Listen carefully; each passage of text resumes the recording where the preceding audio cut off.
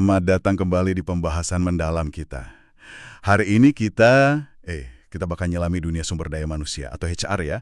Ini kita dasarnya dari materi Jenjang Karir HR Spesialis PDF yang Anda bagikan. Oke, misi kita nih, ngertiin peran-peran kuncinya, terus bongkar mitos-mitos yang sering banget kedengeran. Dan tentu aja, pahami modal penting buat sukses di bidang ini. Mungkin Anda lagi ngelirik karir HR, atau ya sekedar penasaran aja, yuk kita kupas bareng. Pernah dengar nggak sih kalau kerja HR itu, wah anak emas ya lulusan psikologi, atau katanya mesti jago banget ngomong. Nah, kita bakal cek fakta-fakta itu ya dari sumber Anda. Mari kita mulai dari yang dasar dulu deh, beda antara HR generalis sama spesialis.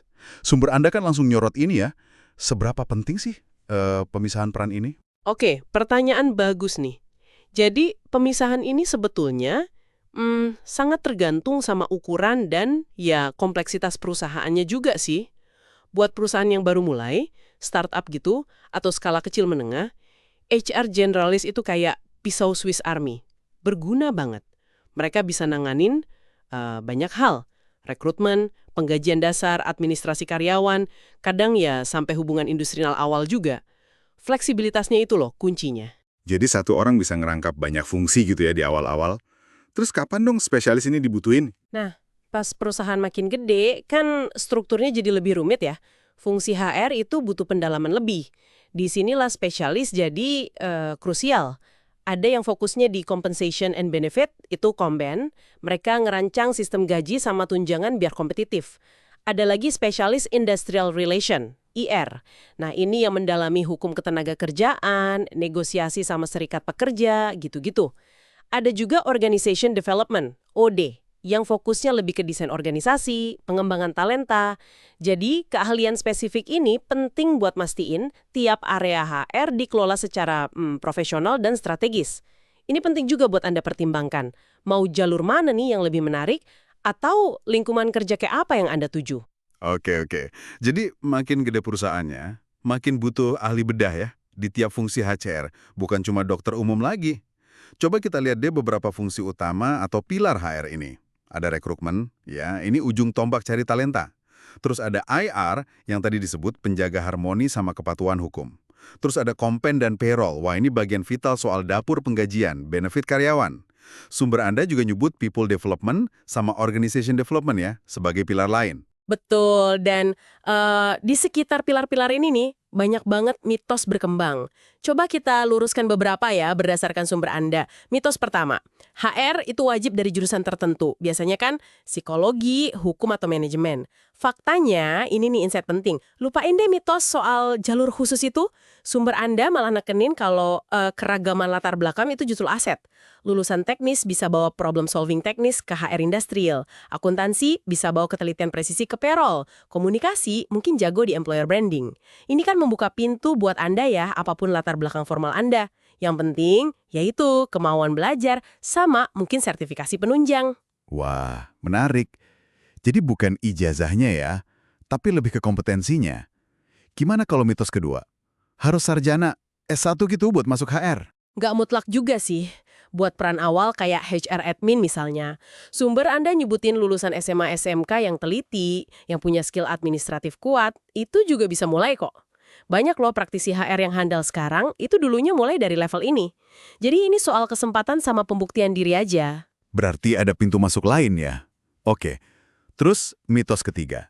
Semua orang HR itu mesti pinter ngomong, tampil di depan gitu. Nah, ini juga perlu diluruskan nih. Tentu ya, peran kayak trainer atau mungkin HR business partner itu butuh komunikasi verbal yang kuat. Pasti. Tapi coba deh lihat fungsi kayak payroll analyst atau HR information system, HRIS specialist gitu. Di sana, yang lebih dominan itu justru ketelitian, analisis data, logika sistem, fokus ke detail. Kemampuan ngomong itu bukan syarat utama. Jadi, ya ada tempat lah buat berbagai tipe kepribadian di HR. Oke, jadi HR itu ternyata spektrumnya luas ya? Nggak cuma satu tipe aja? Nah, kalau mitosnya udah kita runtuhin, apa dong modal sebenarnya buat sukses di HR? Sumber Anda kan ngebaginya jadi dua nih, kemauan, soft skills, sama kemampuan, hard skills. Ini menarik, sumber ini nekenin soft skills sebagai fondasi, tapi bukannya hard skills kayak paham hukum gitu, yang paling krusial ya, biar perusahaan nggak kena masalah gitu. Poin bagus. Gini, keduanya itu sama-sama krusial tapi fungsinya beda. Anda bisa lihat hard skills itu kayak SIM-nya praktisi HR. Wajib punya biar operasional aman dan legal. Contohnya ya, paham UU Ketenagakerjaan. Ini mutlak, salah tafsir dikit aja bisa beresiko hukum serius loh. Terus, menguasai proses rekrutmen dan seleksi dari A sampai Z. Dan tentu aja, kemampuan menghitung upah, gaji, lembur, PPh 21, BPJS, itu mesti akurat banget. Kita semua tahu lah ya, salah dikit aja di slip gaji, wah, efeknya bisa panjang, nurunin kepercayaan. Menguasai hard skills inilah yang membedakan profesional dari sekedar pelaksana administrasi biasa. Oke. Jadi hard skills itu tiket masuknya ya, sama penjaga gawangnya gitu. Terus peran soft skills di mana dong? Nah, kalau hard skills tadi SIM, soft skills itu cara nyetirnya. Ini yang nentuin seberapa efektif Anda sebagai HR dalam berinteraksi, mempengaruhi, nyelesain masalah manusianya. Contoh kunci dari sumber Anda. Komunikasi efektif. Bukan cuma soal ngomong jelas ya, tapi juga dengerin aktif, empati pas nangani keluhan atau jelasin kebijakan yang mungkin sulit diterima. Terus problem solving, kemampuan nganalisis akar masalah, cari solusi yang adil buat semua pihak. Bukan cuma lempar handuk aja atau jadi kurir masalah aja. Tanpa soft skills, pengetahuan teknis tadi bisa jadi kaku, jadi kurang berdampak optimal gitu. Sip. Jadi jelas ya, kombinasi keduanya ini yang ngebentuk praktisi HR yang utuh. Kita udah lihat bedanya generalis sama spesialis, terus macam-macam fungsi di HR. Bongkar beberapa mitos, dan pentingnya paduan soft dan hard skills. Ternyata dunia HR lebih berwarna ya, dan lebih terbuka dari yang mungkin Anda bayangkan sebelumnya. Tepat sekali, kemampuan teknis itu mestiin kepatuhan sama efisiensi. Sementara kemampuan interpersonal itu bangun hubungan dan nyelesain masalah intinya. Kombinasi ini kuncinya. Sekarang nih, setelah lihat semua fungsi ini, ada satu pemikiran penutup nih buat Anda bawa pulang, buat direnungkan.